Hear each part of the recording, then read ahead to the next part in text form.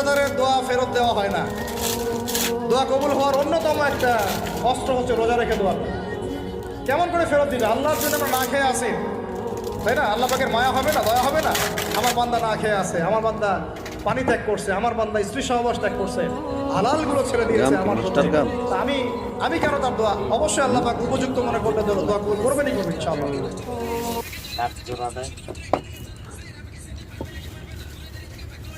Feather কত করে? নিচে 250 বক্স। এগুলো কি প্লাস্টিকের? আর ইয়াল নাই, পালকের নাই? হ্যাঁ, দাম বেশি গাড়ি কত করে পরে 100। এক পিস?